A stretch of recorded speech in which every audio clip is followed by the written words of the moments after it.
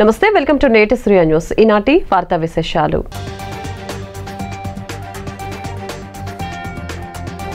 దేశవ్యాప్తంగా వైభవోపేతంగా కొనసాగిన శ్రీరామనవమి వేడుకలు. భక్తులతో కిటకిటలాడుతున్న రామాలయాలు.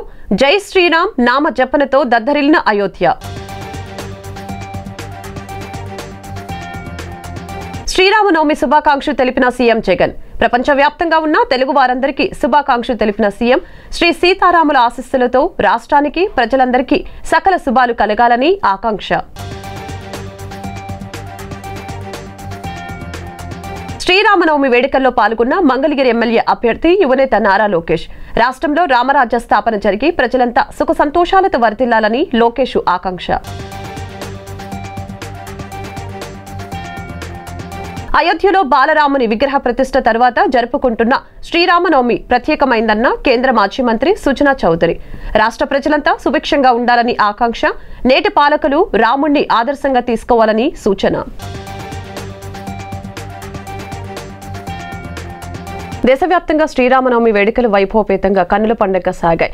రామాలయాలన్నీ భక్తులతో కిటకిటలాడాయి. ప్రాణ ప్రతిష్ఠ తర్వాత మొదటి శ్రీరామనవమి కావడంతో భక్తులు అయోధ్యకు పోటెత్తారు. తెల్లవారుజాము నుంచి రామల్లాకు ప్రత్యేక పూజలు, అభిషేకాలు నిర్వహించారు. జై శ్రీరామ్ నినాదంతో అయోధ్య మారుమ్రోగింది. శ్రీరాముడు వసంత ఋతువులో చైత్రశుద్ధ నవమి గురువారం నాడు పునర్వసు నక్షత్రపు కర్కాటక లగ్నంలో సరిగ్గా అభిజిత్ ముహూర్తంలో అంటే మధ్యాహ్నం 12 గంటల వేళలో త్రేతాయుగంలో జన్మించాడు. ఆ మహనీయుని జన్మదినము ప్రజలు పండగగా జరుపుకుంటారు. 14 సంవత్సరాలు అరణ్యవాసం, రావణ సంహారము తర్వాత శ్రీరాముడు సీతా సమేతంగా అయోధ్యలో పట్టాభిష్ఠుడయ్యాడు.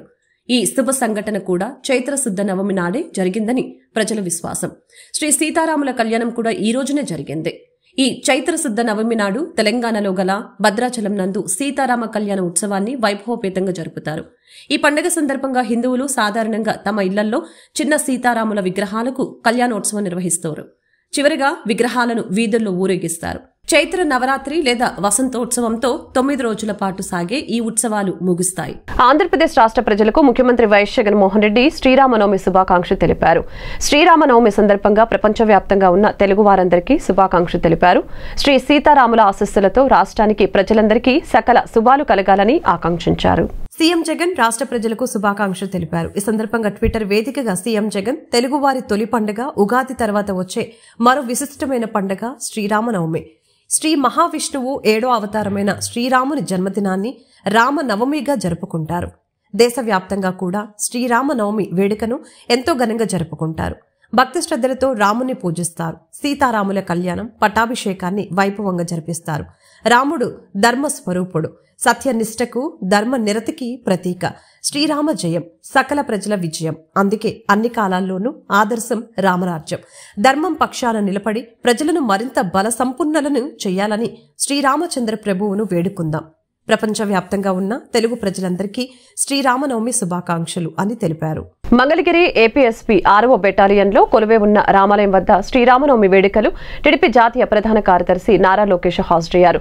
తొలుత శ్రీ సీతారాముల వారిని దర్శించుకున్న యువనేత లోకేష్ అనంతరం కళ్యాణోత్సవంలో పాల్గొన్నారు. కష్టాలు వచ్చినప్పుడు మనం ఎలా ఉండాలో రాముల వారు చూపించారు. ఆ మహనీయుని వ్యక్తిత్వాన్ని అలవర్చుకుంటే ఎలాంటి కష్టం నుండైనా బయటపడవచ్చని తెలిపారు. రాష్ట్రంలో రామరాజ్య స్థాపన జరిగిన ప్రజలంతా సుఖ సంతోషాలతో వర్ధిల్లాలని లోకేష్ ఆకాంక్షించారు. ఆదర్శ పురుషుడు శ్రీరాముడి జీవితం నేటి తరానికి ఆదర్శం కావాలని లోకేష్ తెలిపారు.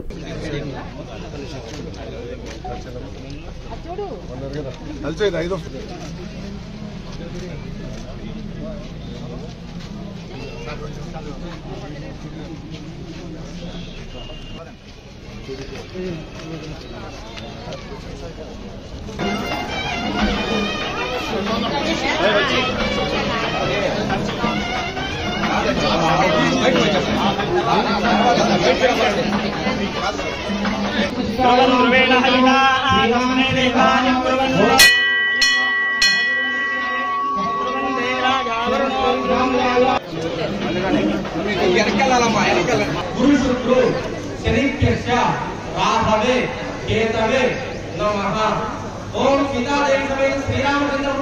అయోధ్యలో బాలరాముని విగ్రహ ప్రతిష్ఠ తర్వాత జరుపుకుంటున్న శ్రీరామనవమి ప్రత్యేకమైనదిగా రాష్ట్ర ప్రజలంతా సుభిక్షంగా ఉండాలని బీజేపీ పశ్చిమ ఎమ్మెల్యే అభ్యర్థి సుజనా చౌదరి తెలిపారు. రాజకీయాల్లో ప్రత్యర్థుల్ని శత్రువులుగా చూసే పరిస్థితి పోవాలని, నేటి పాలకులు రాముడిని ఆదర్శంగా తీసుకోవాలని సూచించారు. కేఎల్ నగర్, దీన్ దయాల్ నగర్ లో శ్రీరామనామ సీతారామ శివసాయి మందిరంలో సీతారాముల వారి కళ్యాణ మహోత్సవం ఘనంగా జరిగింది. ఆలయ ధర్మకర్త బాయన హేరాంబా కుమార్, హేమలత దంపతులు, సుజనా చౌదరి, సతీమణి పద్మజ దంపతులకు ఘనంగా స్వాగతం పలికారు. సుజనా దంపతులు స్వామివారి కళ్యాణంలో పాల్గొని ప్రత్యేక పూజలు చేశారు. అనంతరం పశ్చిమ ఎమ్మెల్యే అభ్యర్థి సుజనా చౌదరి మాట్లాడారు. ప్రజల అభిష్టం మేరకే పరిపాలన ఉండాలని, లౌకికవాద, సౌమ్యవాద, ప్రగతిశీల పరిపాలనే దేశానికి, రాష్ట్రానికి శ్రేయస్కరమని తెలిపారు. నిస్వార్థంగా ప్రజాసేవ చేయడానికి ప్రత్యక్ష రాజకీయాలకు వచ్చానని తెలిపారు. రానున్న ఎన్నికల్లో ప్రజల సహకారంతో కూటమి మద్దతుతో అఖండ విజయం సాధిస్తామని ధీమా వ్యక్తం చేశారు.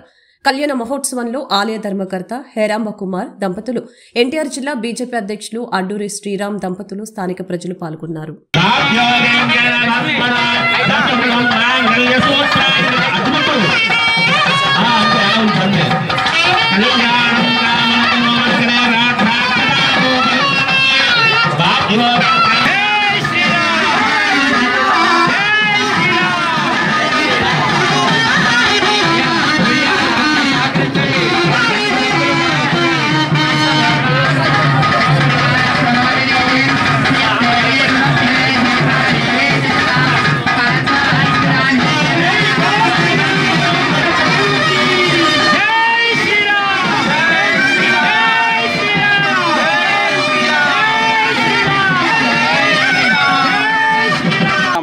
కళ్యాణం దీన్ దయాల్ నగర్లో దీన్ దయాల్ విగ్రహం ప్రతిష్ఠ చేయడం జరిగింది.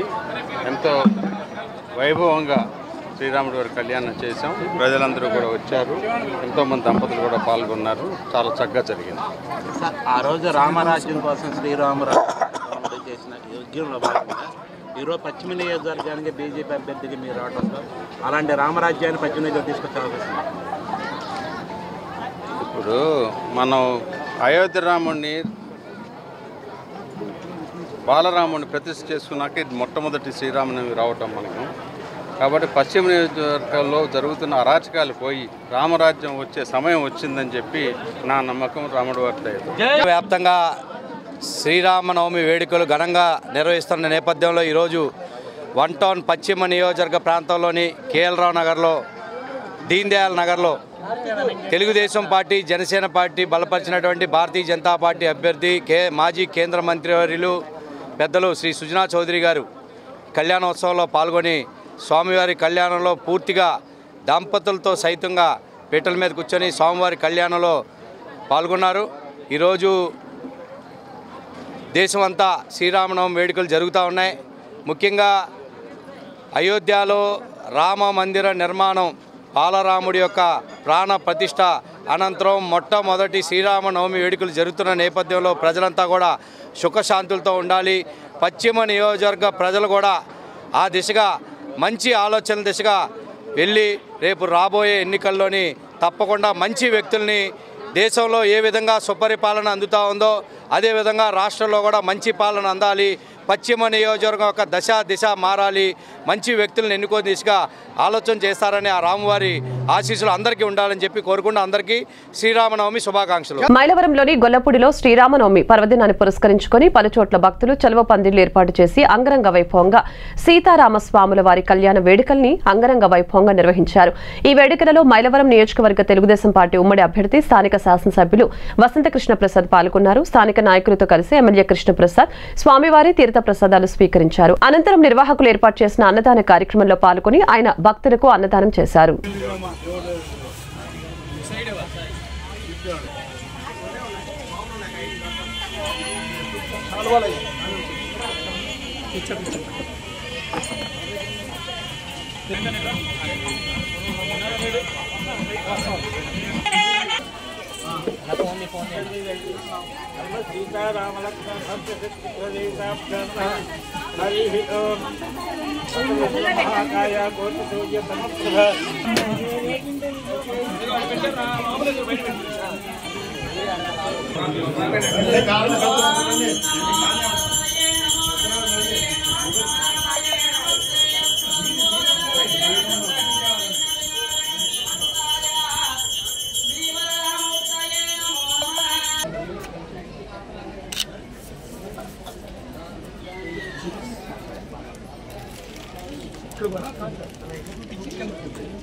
नमो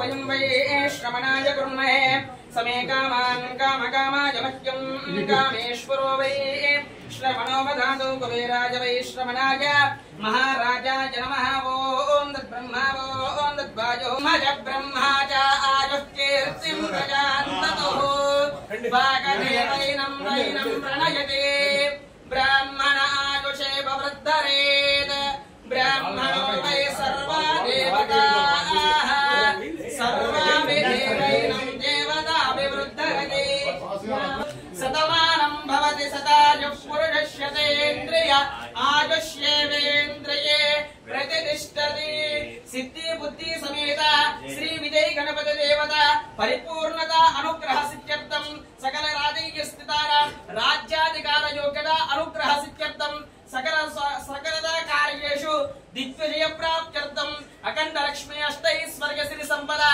धनधान्यादि योग्यता अनुग्रह सिद्ध्यर्थम्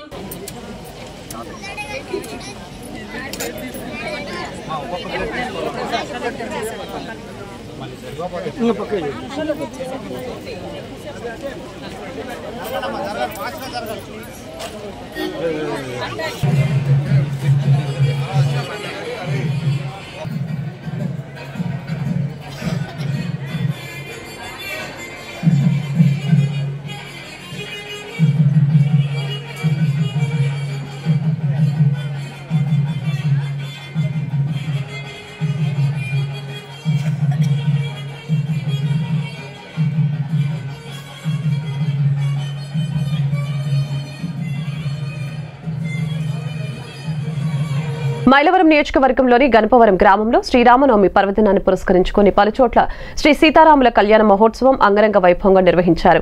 ఈ వేడుకలలో మైలవరం నియోజకవర్గం వైసీపీ ఎమ్మెల్యే అభ్యర్థి సర్నాల తిరుపతి యాదవ్ పాల్గొన్నారు. గణపవరం గ్రామంలో ప్రముఖ సీతారామాంజనేయ స్వామి దేవాలయంలో సీతారాముల వారిని దర్శించుకుని ప్రత్యేక పూజలు నిర్వహించారు. ఈ సందర్భంగా తిరుపతి రావుకి ప్రత్యేక పూజలు నిర్వహించి వారికి 2024లో జరగనున్న ఎన్నికల్లో విజయం చేకూరాలని వేద పండితులు శాల్వాతో సత్కరించి ఆశీర్వచనాలు అందజేశారు.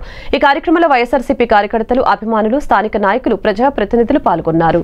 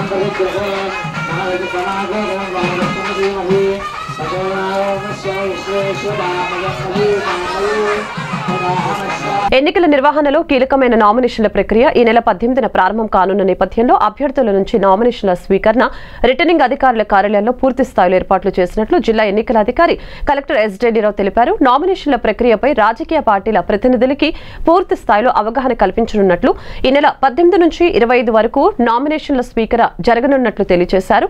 రాజకీయ పార్టీలకు పూర్తి స్థాయిలో అవగాహన కల్పించామని, పొరపాట్లకు ఆస్కారం లేకుండా ఆర్వోలకు 3 రౌండ్ల ప్రత్యేక శిక్షణ ఇచ్చారు. స్వీకరించామని తెలిపారు. నగరంలోని స్టేట్ గెస్ట్ హౌస్ లో సమాచార పౌర సంబంధాల శాఖ కార్యాలయ ఎన్నికల మీడియా కేంద్రంలో బుధవారం జరిగిన మీడియా సమావేశంలో కలెక్టర్ ఢిల్లీలో joint collector P Sampath Kumar తో కలిసి మాట్లాడారు.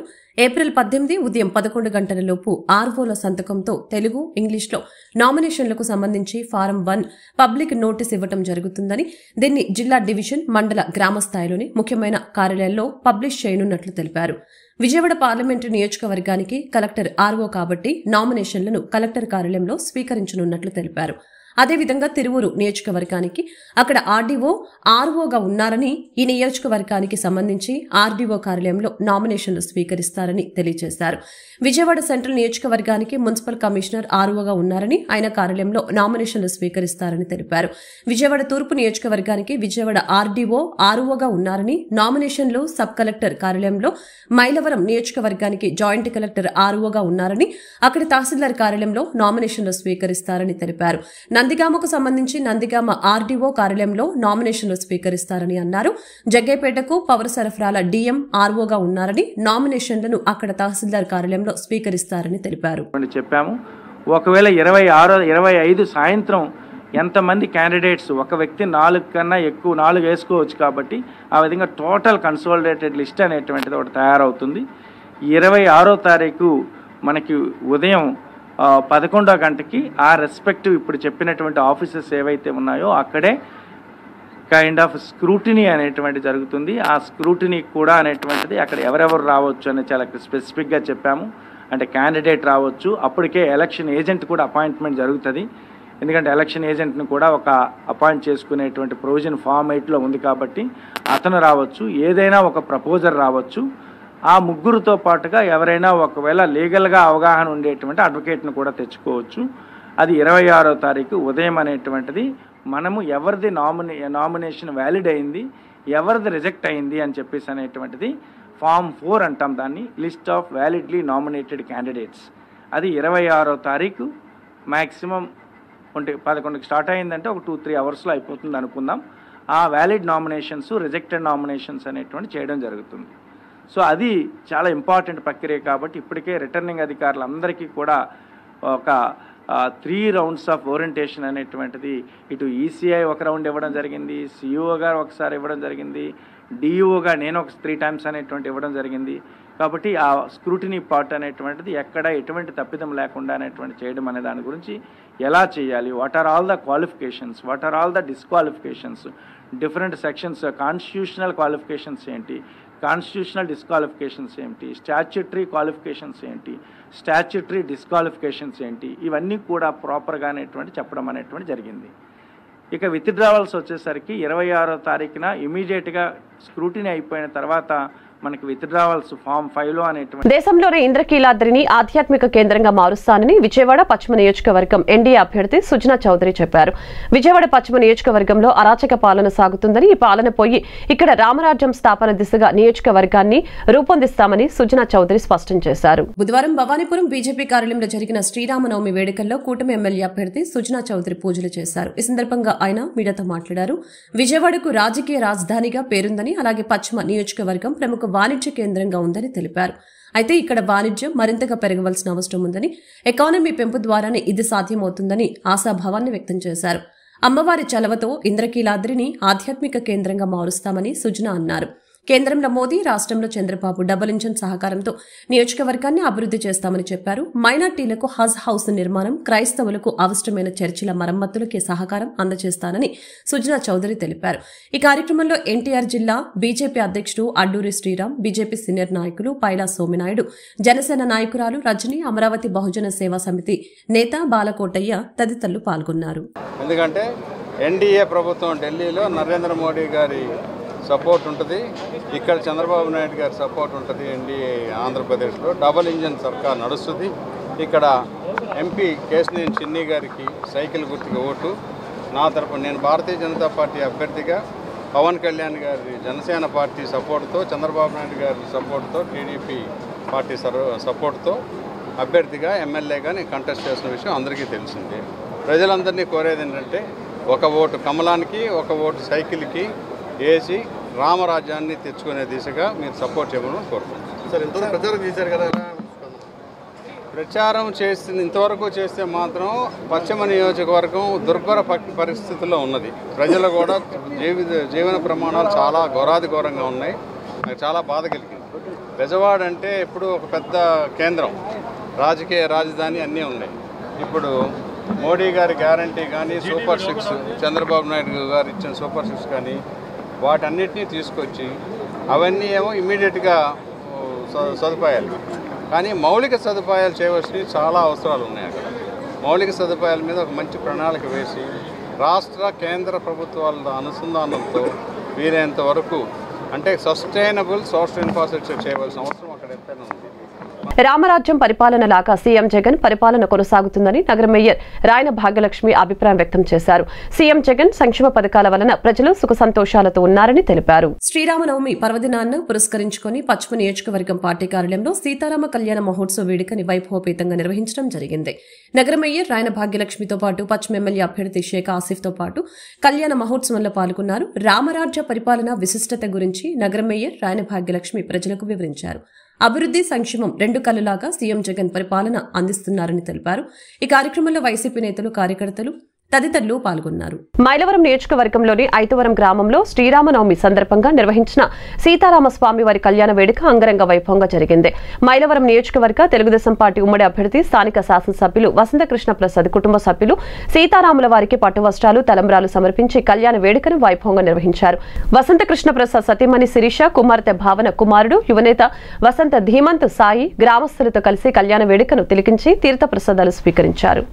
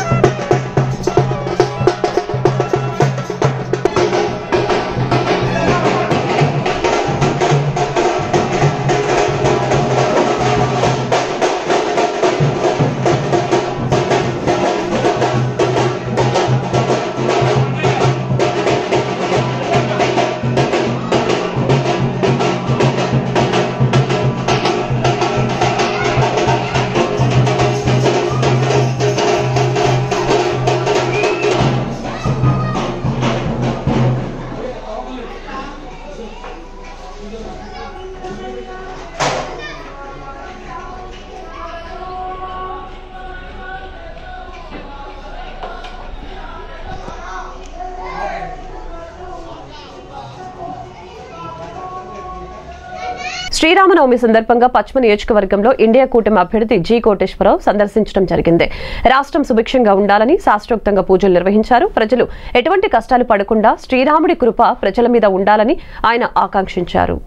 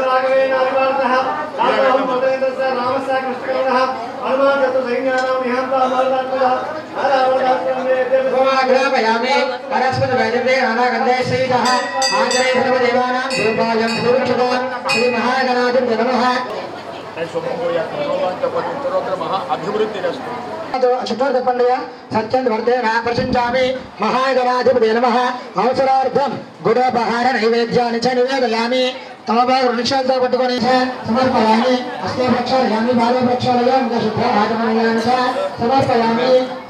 విజయవాడ వెస్ట్ నుంచి పోటీ చేస్తున్న సుజనా చౌదరి గెలుపు దళిత బహుజనుల గెలుపు అవుతుందని అమరావతి దళిత బహుజన సేవా సమితి కన్వీనర్ బాలకోటయ్య తెలిపారు. అమరావతి రైతులకు అండగా నిలిచిన సుజనాను గెలిపించుకోవటం తమ బాధ్యత అని తెలిపారు. అమరావతి రైతు నేతలు యుగేందర్, అమరావతి మహిళా నేత వరలక్ష్మితో కలిసి మీడియాతో మాట్లాడారు.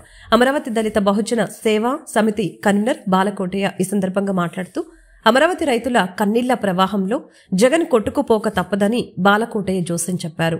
దళిత మేధావి డాక్టర్ సుధాకర్ నుండి కిరణ్ వరకు మరణాలకు జగనే బాధ్యత వహించాలని అన్నారు. దళితుడైన సుబ్రహ్మణ్యంని చంపి డోర్ డెలివరీ చేసిన నరహంతకుడు అనంతబాబుని పక్కనే పెట్టుకుని జగన్ తిరుగుతున్నాడని, జగన్ దుర్మార్గుడని అనటానికి ఇదే నిదర్శనమని అన్నారు. అమరావతి రైతులకు అండగా నిలిచిన సుజనాని గెలిపించుకోవటం తమ బాధ్యత అని అమరావతి మహిళా రైతు నేత వరలక్ష్మి చెప్పారు. పశ్చిమ నియోజకవర్గం అభివృద్ధి సుజనాతోనే సాధ్యమని అమరావతి రైతు నేత యుగేందర్ అన్నారు. కోసమో లేదు, ఏనాడైనా మీరు సుజనా చౌదరి గురించి ప్రజలు ఎవరైనా సరే వినండి, ఆయన గురించి తెలుసుకోండి. అది పెట్టే చెయ్యే తప్ప పెట్టని చెయ్యి కాదు. తప్పనిసరిగా అలాంటి నాయకుడిని, ఎందుకంటే మనం సెలెక్ట్ చేసుకునే నాయకుడు కూడా మంచి నాయకుడు కాకపోతే మన ప్రాంతం దిగాలు పడిపోతుంది. అమరావతికి పిలవకుండానే అండగా ఉన్న వ్యక్తులు, నిరుపేదలకు అండగా ఉండే వ్యక్తులు, సేవా కార్యక్రమాలు చేసే వ్యక్తుల్ని గెలిపించుకుందాం. తప్పనిసరిగా అలా గెలిపించుకోవడం మూలాన పశ్చిమ నియోజకవర్గాలకు అభివృద్ధి చెందామని ఈ సందర్భంగా అత్యంత ముఖ్యమైన విషయం, త్వరలో 2 రోజుల్లో భారతీయ జనతా పార్టీ నాయకులు అధికార ప్రతినిధి విల్సన్ గారు, అలాగనే నియోజకవర్గంలో ఉన్న ఎస్సీ, ఎస్టీ, బీసీ, మైనార్టీ నాయకుల యొక్క ఆధ్వర్యంలో బీజేపీ, జనసేన, తెలుగుదేశం పార్టీ వివిధ విభాగాల సంఘాల నాయకుల ఆధ్వర్యంలో పశ్చిమ నియోజకవర్గ స్థాయిలో ఎస్సీ, ఎస్టీ, బీసీ, మైనార్టీల బహుజన మహాసమ్మేళన సభ నిర్వహించబోతున్నాం. దాన్ని దిగ్విజయంగా విజయవాడ పార్లమెంటు సభ్యులుగా పోటీ చేసిన కేసీనేని శివనాథ్ గారు, చిన్ని గారు, అలాగనే ఎమ్మెల్యే అభ్యర్థిగా పోటీ చేసిన సుజనా చౌదరి గారి ఆధ్వర్యంలో ఈ కార్యక్రమం దేదీప్యమానంగా జరుగుతుంది. తప్పనిసరిగా ఈ విజయవాడ పశ్చిమ నియోజకవర్గంలో సుజనా చౌదరి గారు గెలిచి తీరాలి. తద్వారా విజయవాడ 5 సార్లు ఎమ్మెల్యేగా ఒక్కసారి మంత్రిగా పనిచేసిన ఘనత దేవినేని నెహ్రూకే దక్కుతుందని ఆయన తనయుడు తూర్పు నియోజకవర్గం వైసీపీ ఎమ్మెల్యే అభ్యర్థి దేవినేని అవినాష్ కొనియాడారు. నెహ్రూ ఆశయ సాధన కోసం పనిచేస్తామని సందర్భంగా వ్యాఖ్యానించారు. మాజీ మంత్రి దేవినేని నెహ్రూ వర్ధంతి సందర్భంగా నెహ్రూ ఘాట్ వద్ద ఆయన విగ్రహానికి పూలమాలలు వేసి అతని తనయుడు తూర్పు నియోజకవర్గ వైసీపీ అభ్యర్థి దేవినేని అవినాష్ నివాళులర్పించారు.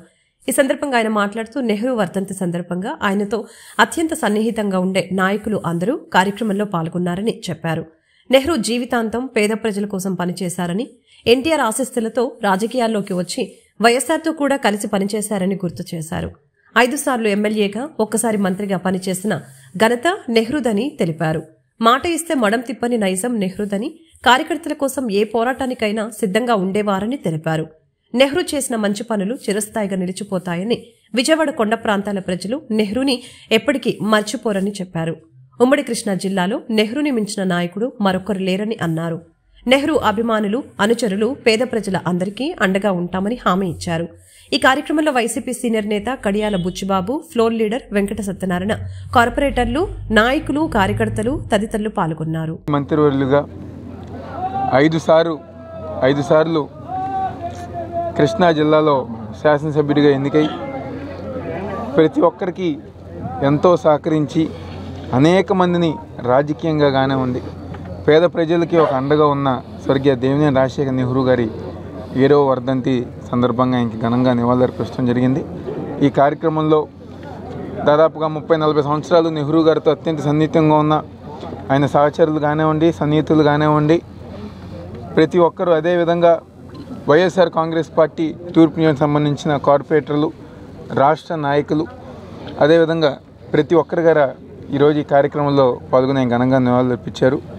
ఏదైతే నెహ్రూ గారు ఆయన జీవితాంతం గారు పేద ప్రజల కోసం, ఎవరైతే సామాన్య కుటుంబాలు ఉన్నారో వాళ్ళందరికీ గారు అండగా ఉంటూ, ఆ రోజు స్వర్గీయ నందమూరి తారక రామారావు గారు ఒక ఆశీస్సులతో రాజకీయాల్లోకి ప్రవేశించి మంత్రిగా, ఎమ్మెల్యేగా పనిచేసి తర్వాత కాంగ్రెస్ పార్టీలో స్వర్గీయ వైఎస్ రాజశేఖర రెడ్డి గారు ఒక నాయకత్వంలో కంకిపాడు కానివ్వండి, ఇప్పుడున్న తూర్పు నియోజకవర్గంలో అనేక అభివృద్ధి సంక్షేమ కార్యక్రమాలు చేసి ఈరోజు జిల్లా వ్యాప్తంగా గారా ఆయనకంటూ సొంత మనుషులు కానివ్వండి, సొంత స్థానం ఏర్పాటు చేసుకుని ఈరోజు ఈ రాష్ట్రంలో ఏ ముఖ్యమంత్రి అయినా ఏ నాయకుడైనా గారా రాష్ట్ర వ్యాప్తంగా దేశవ్యాప్తంగా ఎక్కడికి వెళ్ళినా గారా ఇలా దేవినేని రాజశేఖర్ నెహ్రూ గారు అంటే విజయవాడ అంటే దేవినేని రాజశేఖర్ నెహ్రూ గారు అని చెప్పిన విధంగా చేసిన పనులు కానివ్వండి, చేసిన కార్యక్రమాలు కానివ్వండి, ఈ రోజు గారా మేము ఏ ప్రాంతానికి వెళ్ళినా, ఏ కొండ ప్రాంతం వెళ్ళినా, లేకపోతే ఏ ప్రాంతం వెళ్ళినా గారా ఇలా నెహ్రూ గారి తరపున చెప్పగానే మా ప్రాంతంలో ఆయన గతంలో అనేక మంచి కార్యక్రమాలు చేశారని చెప్పుకునే విధంగా ఈరోజు నెహ్రూ గారు ఒక నాయకత్వం ముందుకుంది. ఈరోజు ఆయన చనిపోయి 7 సంవత్సరాలు. రాబోయే సార్వత్రిక ఎన్నికల్లో తమ పార్టీని గెలిపిస్తే ఆంధ్రప్రదేశ్ రాష్ట్రాన్ని విద్యుత్ వినియోగపు పన్నులేని రాష్ట్రంగా మారుస్తానని young senior rich common people kings party వ్యవస్థాపకులు డాక్టర్ చాగంటి శ్రీనివాస్ భాస్కర్ తెలిపారు. తమ పార్టీని ఆదరించాలని, సృష్టికి ప్రతిసృష్టి చేయగలిగిన శాస్త్రవేత్తను ముఖ్యమంత్రిని చేయాలని కోరారు. విజయవాడ గాంధీనగర్ ప్రెస్ క్లబ్ నందు young senior rich common people kings party manifesto ఆవిష్కరణ కార్యక్రమం జరిగింది. ఈ సందర్భంగా young senior rich common people kings party వ్యవస్థాపకులు డాక్టర్ చాగంటి శ్రీనివాస్ భాస్కర్ మాట్లాడారు. తమ పార్టీ ద్వారా 365 రోజులు ఇంటి అవసరాల నిమిత్తం ఉచిత హరిత విద్యుత్ను అందిస్తామని పేర్కొన్నారు. ఉచిత హరిత విద్యుత్ వినియోగం ద్వారా ప్రతి ఇంటికి గ్యాస్ సిలిండర్లు అవసరం లేకుండా చేస్తామని, ఉచిత హరిత విద్యుత్ ద్వారా ఏ ఇంటిలో కూడా కరెంటు బిల్లు ఉండకుండా చేస్తామని తెలిపారు. ప్రతి విద్యార్థికి ఉచితంగా విద్యను అందించే బృహత్తరమైన విధానాన్ని ప్రవేశపెడతామని చెప్పారు. తమ పార్టీని ఆదరించాలని, సృష్టికి ప్రతిసృష్టి చేయగలిగిన శాస్త్రవేత్తను ముఖ్యమంత్రిని చేయాలని కోరారు. Young senior rich common people kings party అనే ఒక పార్టీని తీసుకొచ్చి స్థాపించి ముందరకు అడిగేసి మీ అందరికీ సేవ చేయాలనే దృక్పథంతో వచ్చామండి. నా పేరు డాక్టర్ శ్రీనివాస్ భాస్కర్ చాగంటి. నేను young senior rich common people Kings పార్టీకి అంటే ఈ మొత్తం అంతా డిజైన్ చేసి నిర్వర్తించి దీన్ని సృష్టికర్త, దీన్ని మొత్తం అంతా తీసుకొచ్చింది నేనేనండి. ఈ సొంతంగా నా పార్టీకి సంబంధించిన అనుకూలమైన పేరు, అనుకూలమైన కలర్స్ పెట్టి నేను నా పార్టీని పెట్టుకున్నాను. సో దీన్ని young senior rich common people kings party అని పెట్టాను. ఎందుకు పెట్టాను అంటే కామన్ పీపుల్ అనేది ప్రజల్లో ఉండే సమస్త కామన్ పీపుల్ అండి. దాంతో మన కాన్స్టిట్యూషన్, మన రిపబ్లిక్ ఆఫ్ ఇండియా అనేది ఒకటి వచ్చింది. ఈ కామన్ పీపుల్లో నుంచి ఒక సమస్య బయటకి దాన్ని పరిష్కారం చేయడానికి చర్చ జరుగుతుంది. ఆ చర్చ జరిగినప్పుడు యంగ్ పీపుల్ బయటకు వస్తారు. యంగ్ పీపుల్ బయటకు వచ్చి ఆ సమస్యని పరిష్కారం చేయడానికి వాళ్ళు అహోరాత్రులు పనిచేసి సీనియర్స్ అవుతారు. రిచ్ క్యారెక్టర్తో ఆ సమస్యని పరిష్కారం చేసిన తర్వాత మళ్ళీ కామన్ పీపుల్లో ఐక్యమైపోతారు. సో దీన్ని young senior rich common people kings party. మన రాజ్యాంగాన్ని రాసిన దానికి అంబేద్కర్ గారు యంగ్ అనే ఒక పదానికి మూలకర్త. ఆయన ఎన్ని రోజులు తీసుకున్నారు, ఆ సీనియారిటీ అయ్యారు, రిచ్ క్యారెక్టర్తో ఒక బుక్ని ఇచ్చారు, మనందరికీ ఒక మంచి సర్వీస్ చేశారు. ఈరోజు రిపబ్లిక్ ఆఫ్ ఇండియాకి బ్యాక్ బోన్ లాగా నిలిచారు. కామన్ పీపుల్లో నుంచే వచ్చారు అంబేద్కర్ గారు.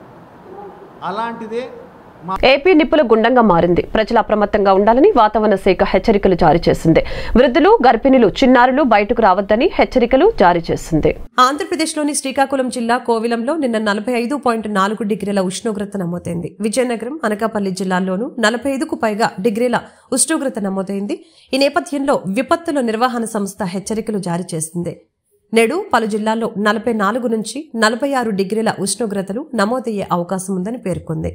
విజయనగరం, శ్రీకాకుళం, పల్నాడు, తూర్పుగోదావరి, అనకాపల్లి, గుంటూరు, కాకినాడ, పార్వతీపురం, మన్యం, ఏలూరు, అల్లూరి సీతారామరాజు, కృష్ణ, బిఆర్ అంబేద్కర్ కోనసీమ, ప్రకాశం, ఎన్టీఆర్, విశాఖపట్నం, తిరుపతి, బాపట్ల, పశ్చిమ గోదావరి, శ్రీ పొట్టి శ్రీరాములు, నెల్లూరు జిల్లాలోని 46 మండలాల్లో తీవ్ర వడగాల్పులు వీస్తాయని పేర్కొంది. నిన్న కూడా 88 మండలాల్లో వడగాలులు వీచినట్లు పేర్కొంది. ప్రజలు వీలైనంత వరకు బయటకు రాకుండా ఇళ్లల్లోనే ఉండాలని, వృద్ధులు, గర్భిణీలు, చిన్నారులు తగిన జాగ్రత్తలు తీసుకోవాలని సూచించింది. ఉత్తర కోస్తా రాయలసీమలోని కొన్ని ప్రాంతాల్లో తేలికపాటి నుంచి ఓ మోస్తారు వర్షాలు కురిసే అవకాశం ఉందని అమరావతి వాతావరణ శాఖ తెలిపింది. వార్తలు ముగించే ముందు ముఖ్యాంశాలు మరొకసారి.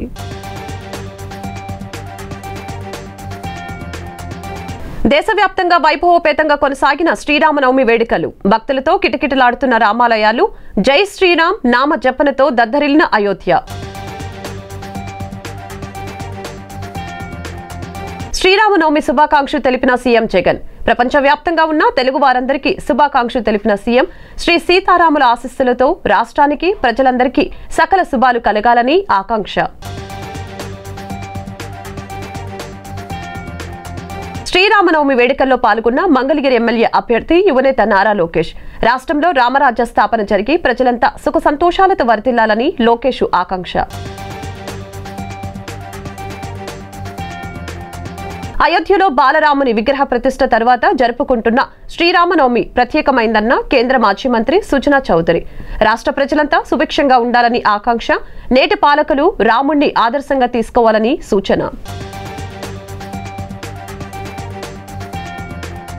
ఈ వార్తలు ఇంతటితో సమాప్తం. మరొక బులెటిన్లో మళ్ళీ కలుద్దాం. నమస్కారం.